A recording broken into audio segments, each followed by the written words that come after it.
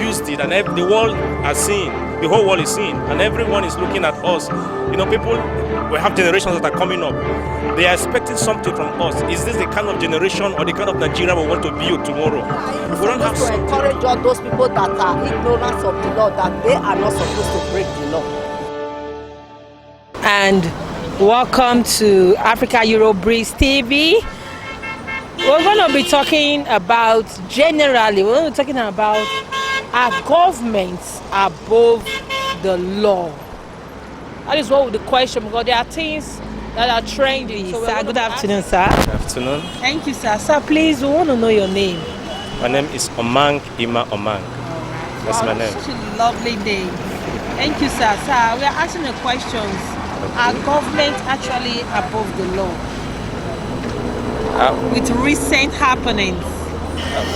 Well, no government is above the law. As far as the law is concerned, we have it been said that we are all equals before the law. I think it's only in our country here that we see that government, with the power given to them, like they said, absolute power, corrupt absolutely. So I think we have got it. We have allowed that to, enter into us. The power given to us, we have abused it, and I think that with the recent happening, we have abused it, and the world has seen. The whole world is seeing, and everyone is looking at us. People, we have generations that are coming up. They are expecting something from us. Is this the kind of generation or the kind of Nigeria we want to build tomorrow? If we don't have something to, to show to them, our youth today can do anything. Okay, we'll talk about the recent happening, like the burning of police station.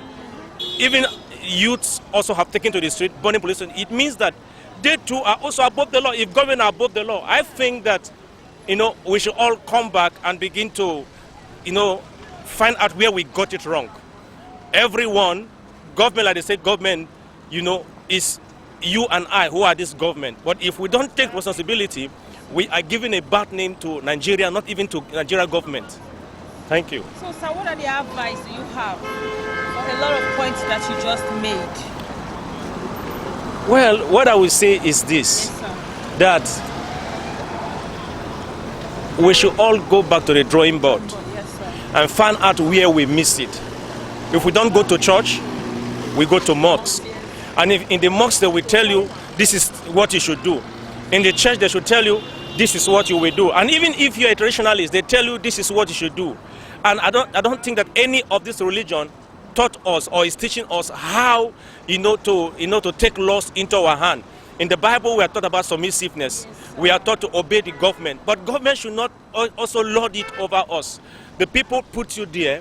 You should also give to the people what they are expecting, their expectations, and we shouldn't disappoint these expectations. Sir, good afternoon, sir. Good afternoon. Thank you, sir. Yeah. Sir, please, we want to know your name. I'm Mr. Samuel Osagi Egiato. Wow. It's a very rare privilege, sir. We're asking a question. Yeah. Are governments above the law? Governments are not supposed to be above the law under an ideal situation. Government is the creator of the Constitution. A responsible government should abide by the provisions of the Constitution.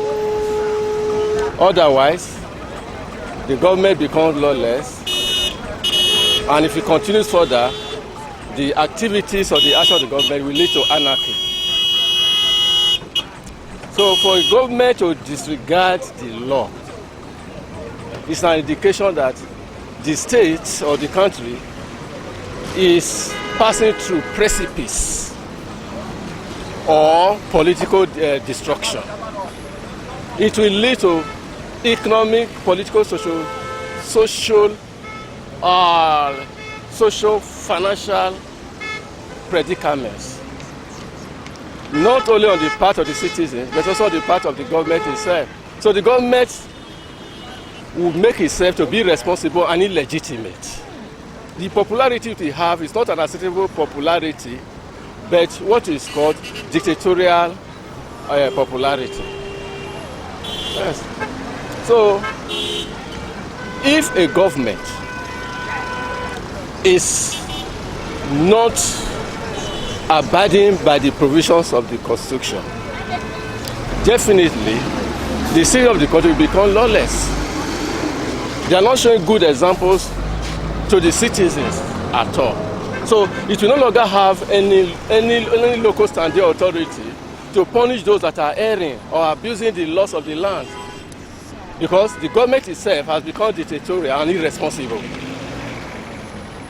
Yes. So for a nation to grow steadily, politically or otherwise, it has to abide by the Constitution. It is a government that does not abide by the Constitution has created statelessness. That's a state of anarchy or a police state where there is disrespect, disorder, crisis, kidnapping, hunger and strike, stealing, all sorts of fraudulent practices. So there are some governments like that in the past in Africa. Emperor Bokassa of Central Africa, Idi Amin of Uganda, Banda of Malawi, Emperor Haile Selassie of Ethiopia, of Ivory or Ivory Coast. They were all bad leaders, and they ended up creating economic depressions, political depressions for their countries, and creating rules for the military to take over. It's not. Like Idi Amin, for instance, he just called on a small boy, say, look, you are not the governor of the central bank, a school certificate holder, so a clerk. Today I sack you, tomorrow this and that. No innovations, nothing to encourage the citizens. Thank you so much. Thank you very much. With your wise decision, what are the advice you have for the government? The advice I have for the government is that they should embrace the concepts of discipline and abide by the constitution of the land. They should respect the oath of office they've taken. But they don't know the implication of, some of them know the implication of taking oath. An oath is like taking an oath or making a covenant. Taking an oath means going into a covenant. And that covenant is not only binding on the people, the covenant is with God and it must not be broken. The consequences are very terrible. Ma, good afternoon, ma. Welcome. Thank you, mommy. Mommy, welcome. I want to ask you your name. I am Mrs. Omoike. Wow, it's a privilege. Ma, we're asking a question. Are governments above the law? No, I said no. No government is above the law. Even we are supposed to be the respecter of the law.